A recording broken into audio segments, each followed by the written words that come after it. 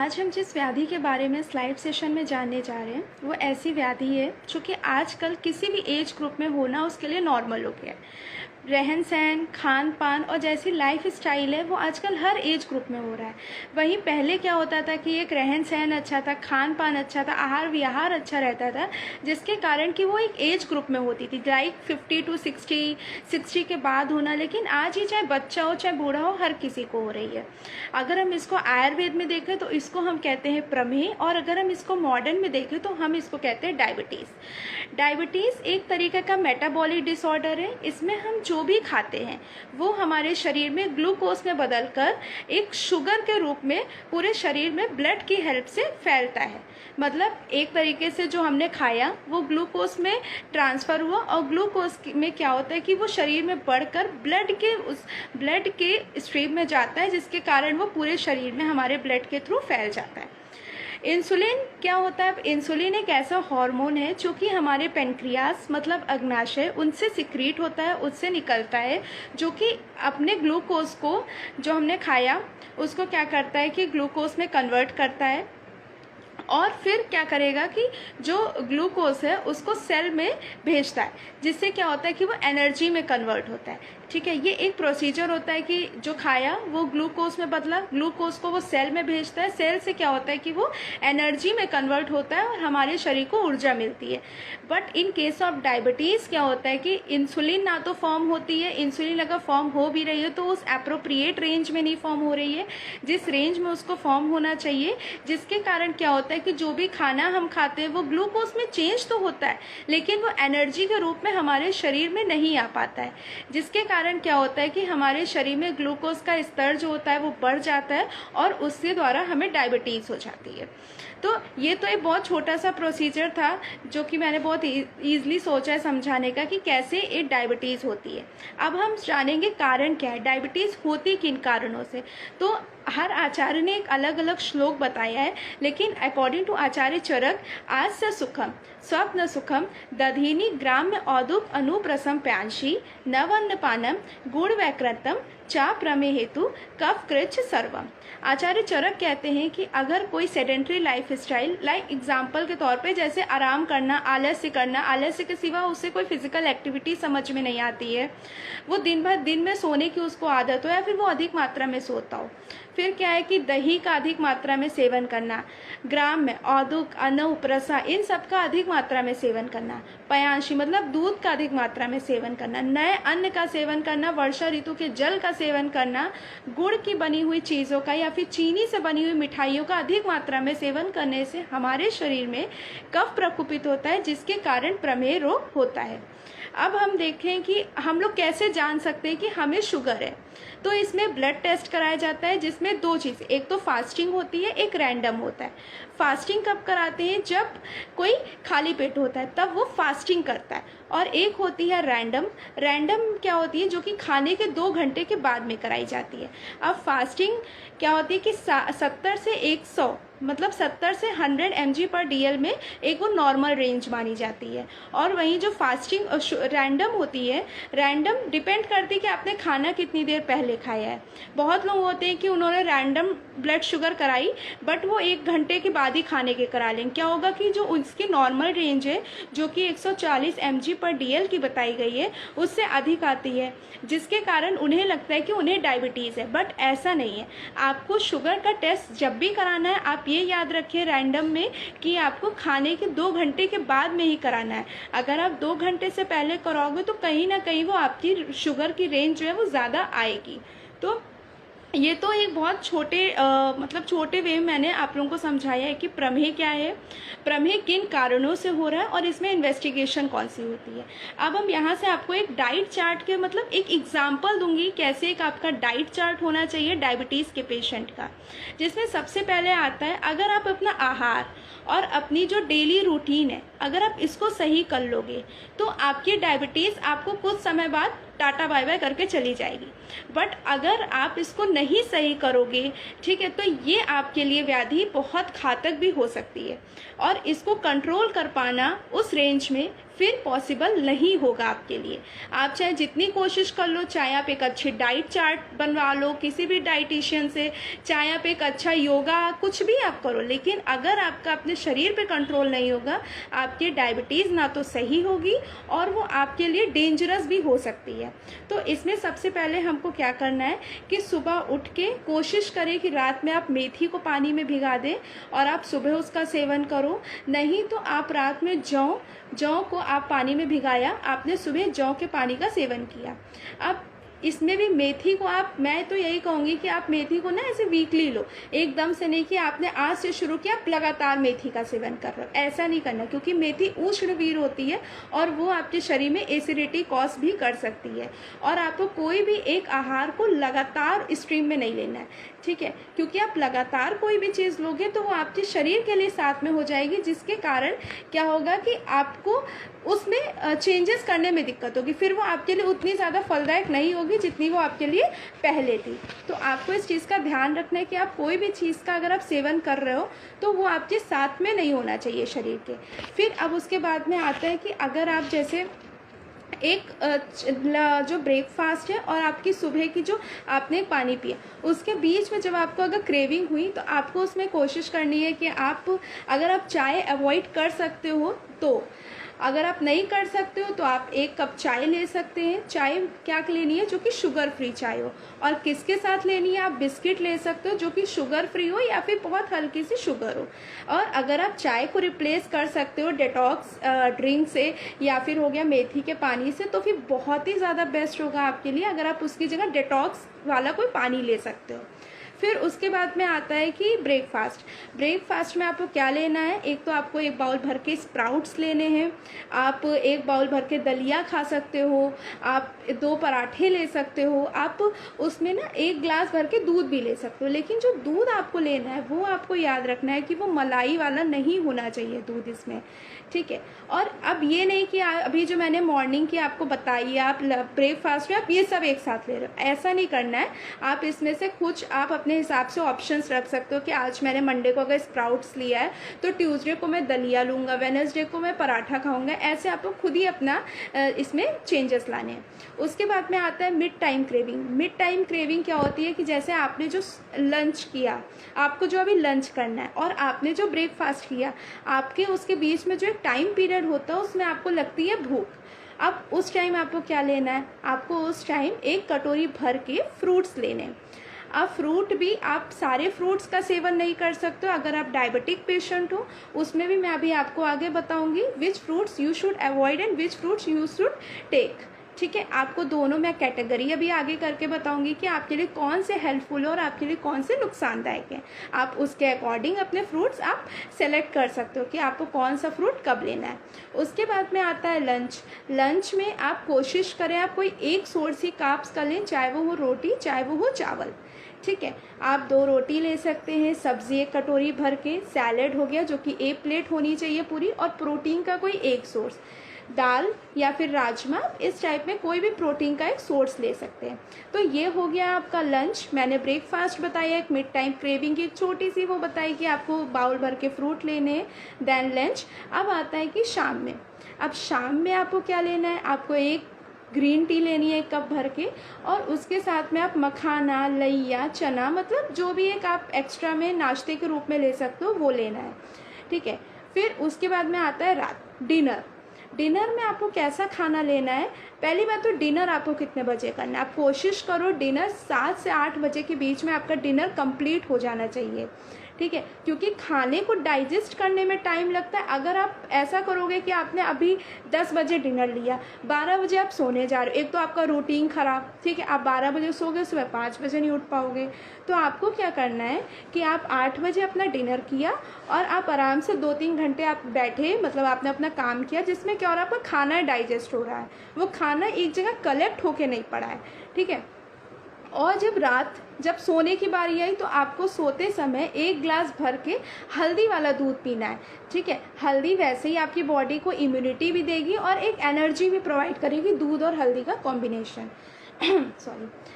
अब मैं यहाँ पे ये बताऊँगी कि जो एक शुगर का पेशेंट है उसको कौन से फ्रूट्स इनटेक करने चाहिए, कौन सी वेजिटेबल्स खानी चाहिए, और कौन से, देखिए होता क्या है कि एक शुगर का जो पेशेंट है उसको हर चीज़ ना बहुत परहेज़ से लेनी पड़ती है।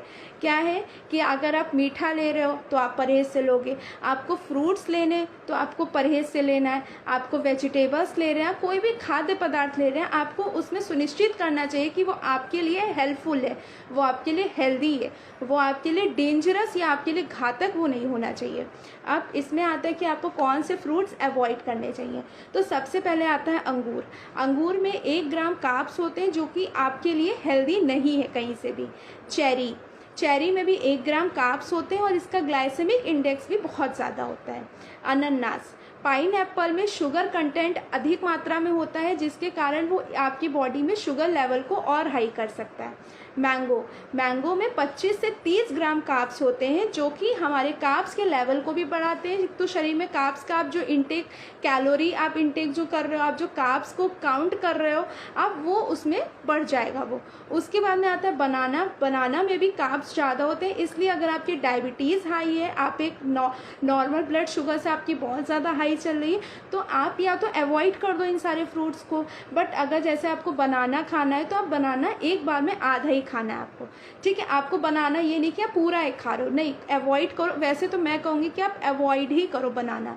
उसके बाद में आता है कि ये तो थे ऐसी चीज़ें जिनको आपको अवॉइड करनी। इसमें किशमिश भी आती है।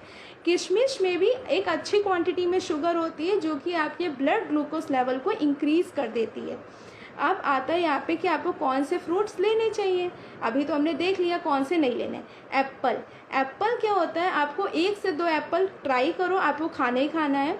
सेकंड कम्स गुआवा में क्या होता है कि हमारा ये विटामिन ए है, विटामिन सी है, डाइटरी फाइबर्स होते हैं जो कि प्रचुर मात्रा में होते हैं, और ये एक अमृत है एक किसके लिए, डायबिटीज़ पेशेंट के लिए। उनको जड़ से ख़त्म करनी है अगर डायबिटीज़ है अपनी, तो वो एक डेली अमरूद या 1 से 2 3 4 मतलब अमरूद खा सकते हैं। फिर आता है नाशपाती, जामुन, पीच। इन सब में क्या होता है कि एक तो प्रचुर मात्रा में न्यूट्रिएंट्स होते हैं, विटामिन्स होते हैं, और साथ ही साथ ये क्या करते हैं, इनका ग्लाइसेमिक इंडेक्स कम होता है जिसके कारण ये आपके लिए बहुत हेल्दी होते हैं। आप एक और चीज़ मैं बताऊंगी कि बहुत लोग होते हैं कि फ्रूट्स नहीं इंटेक करते, जूस का सेवन ज़्यादा करते हैं। जूस का सेवन कम मात्रा में करना चाहिए, जूस बिल्कुल ही नहीं लेना चाहिए, क्योंकि डायबिटीज़ पेशेंट में जूस जो होता है वो हाइपरग्लाइसीमिया की कंडीशन कॉज करता है, जिसके कारण वो उनके लिए बहुत ज़्यादा डेंजरस है। तो इसमें वो अवॉइड करें जूस का इंटेक, और वो ज़्यादा से ज़्यादा फ्रूट्स को खाना शुरू करें।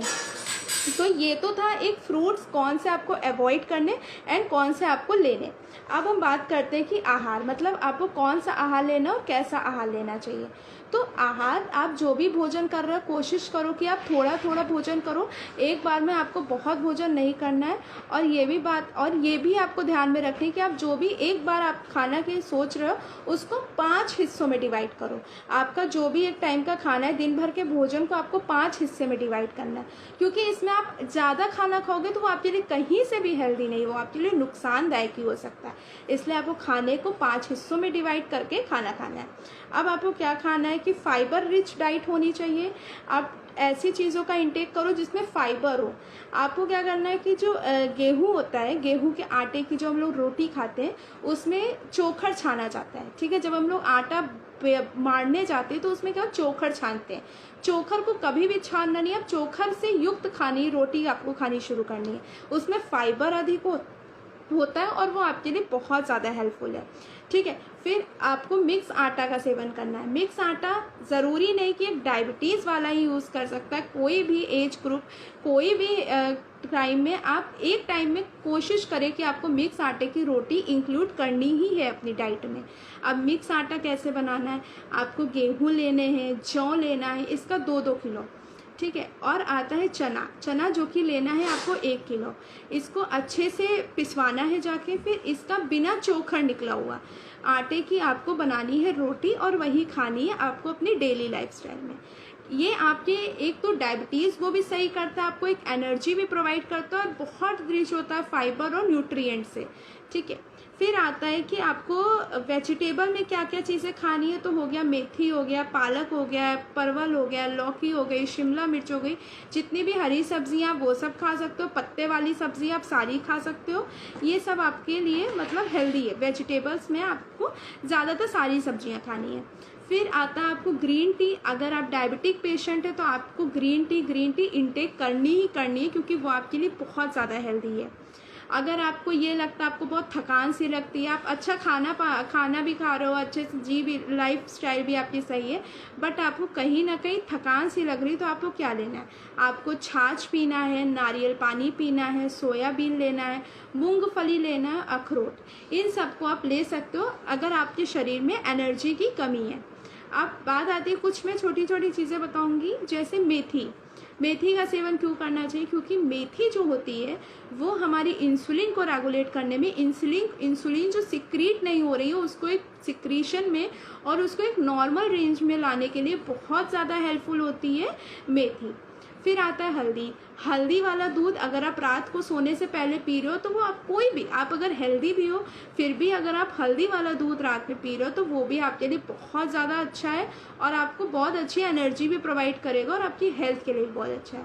अगर आपको डायबिटीज़ है, आप सुबह उठ के 1 से 2 लहसुन कच्चा ऐसे ही आपको चबाना है, पानी से लील लेना है, क्योंकि जो ये लहसुन होता है बहुत सारे न्यूट्रिएंट्स से रिच होता है, विटामिन सी होता है, विटामिन B6 होता है, फॉलिक एसिड, तो बहुत ज़्यादा हेल्पफुल है आपके लिए। ब्राउन राइस, आप कोशिश करो जो आप वाइट राइस खाते हो उसको रिप्लेस कर दो ब्राउन राइस से, क्योंकि ब्राउन राइस में क्या होता है, आपको भरपूर मात्रा में फाइबर मिलते हैं जो कि बहुत ही अच्छे होते हैं आपकी बॉडी के लिए। और अगर आपको अपनी डायबिटीज़ थोड़ी सी कंट्रोल करनी है तो आपको क्या करना है कि दालचीनी का पाउडर 1 चम्मच या 2 चम्मच पानी में मिलाकर आपको 40 दिन तक लगातार सेवन करना है। इससे क्या होगा, एक तो ये इंसुलिन को सही करेगा और जो आपकी डायबिटीज़, जो शुगर लेवल ब्लड में हाई है उसको भी थोड़ा नॉर्मलाइज करेगा दालचीनी। फिर आपको सुबह जो है चाय को थोड़ा, मैं तो यही कहूँगी आप चाय को हटाओ, डिटॉक्स ड्रिंक टी लेना शुरू करो, वो बहुत ज़्यादा फ़ायदेमंद है। अगर आपको क्रेविंग हो रही है तो आपको अपनी क्रेविंग पे एक वो कंट्रोल करना है कि भाई क्रेविंग इससे इतनी ज़्यादा नहीं होनी चाहिए, क्योंकि आप जितना भी खाओगे अगर आपके लिए वो हेल्दी नहीं है तो वो और ज़्यादा आपको नुकसान पहुँचाएगा, आपकी शुगर लेवल को बढ़ाएगा, आपकी एनर्जी जो वैसे ही नहीं है और उसको कम करना शुरू करेगा।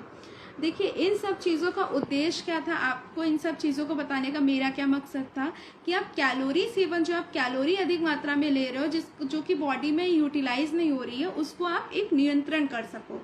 ठीक है, अब आता है कि योगासन। अगर आप आहार अच्छा ले रहे हो, अगर आप योगा भी अपने ये लाइफ स्टाइल में इंक्लूड करोगे ना तो आपको बहुत जल्दी इसमें असर दिखना शुरू होएगा। योगा में कौन कौन से, एक तो हो गया पश्चिमोत्तासन हो गया, शशांक आसन हो गया, मंडूक आसन हो गया, भुजंग आसन हो गया, सूर्य नमस्कार, कपालभाति, बहुत सारे योगा ऐसे हैं जिनको आप अगर डेली रूटीन में भी स्टार्ट कर दोगे ना तो आपकी शुगर लेवल जो इतनी हाई है वो इतनी होना स्वाभाविक है, वो हो जाएगी। आखिरी पॉइंट क्या है कि आपको स्ट्रेस अपना मैनेज करना है, क्योंकि अगर आप स्ट्रेस में रहोगे तो आप डायबिटीज़ के साथ और भी सारी बीमारियां लेकर आओगे, बीपी जितनी भी बची हैं, गाउट, थायराइड, सब कुछ लेकर आओगे अपने लिए, अपने शरीर में। इसलिए आपको स्ट्रेस को मैनेज करना बहुत ज़रूरी है। अब स्ट्रेस आप मैनेज कैसे करेंगे, उसके लिए आपको प्राणायाम, योगा और मेडिटेशन, इन सब चीज़ों को फॉलो करना है। ठीक है, अगर उससे भी नहीं सही हो रहा तो आप रात में सोते समय अपने पैर के तलवे में अभ्यंग करा सकते हैं, मतलब मसाज। किस किस चीज़ से, एक तो गाय के घी या तिल तेल से। ठीक है, इससे आपको स्ट्रेस मैनेज भी होगा और आपको एक फुर्ती भी मिलेगी और आपका जो मन जो इतना चंचल है वो भी शांत होना शुरू हो जाएगा। आप नस से भी ले सकते हो, गाय के घी से, नहीं तो सरसों के तेल से आप नस से भी ले सकते हैं। अब लास्ट कम्स, अब मैं एक आपको बहुत छोटी सी टिप दूंगी, अगर आप इसको फॉलो करोगे डेली तो आपको 1-2 महीने में ही आपका शुगर लेवल आपको दिखेगा कि बहुत कम स्तर हो गया उसका, जो बहुत हाई थी। इसमें क्या करना है, आपको हल्दी का चूर्ण जो कि आधा चम्मच और उसमें शहद 1 चम्मच मिलाना है। ठीक है, और उसके ऊपर से आपको, मतलब ये दोनों का कॉम्बिनेशन रहेगा, इन दोनों को आपने मिलाया और उसके साथ में आपको क्या लेना है, आंवले का स्वरस लेना है जो कि 120 ml होना चाहिए। ये तीनों चीज़ का अगर आप कॉम्बिनेशन प्रातः काल उठते ही अगर आप इसको 2 से 3 महीने तक लगातार करोगे, आपको आपकी रिपोर्ट में एक ट्रेमेंडस चेंज दिखेगा और आपको लगेगा हाँ आपने कुछ अब हासिल किया है। तो यहीं पे मैं अपनी लाइव सेशन एंड करती हूँ। अगर आपको कोई भी क्वेरी हो इस टॉपिक से रिलेटेड या कोई डाउट हो या आपको कुछ पूछना हो, आप मेरे को डायरेक्ट मैसेज में पिंग कर सकते हो या फिर आप मेरे व्हाट्सएप नंबर पर भी मुझे पिंग कर सकते हो। Thank you so much. मेरा लाइव सेशन है, मेरे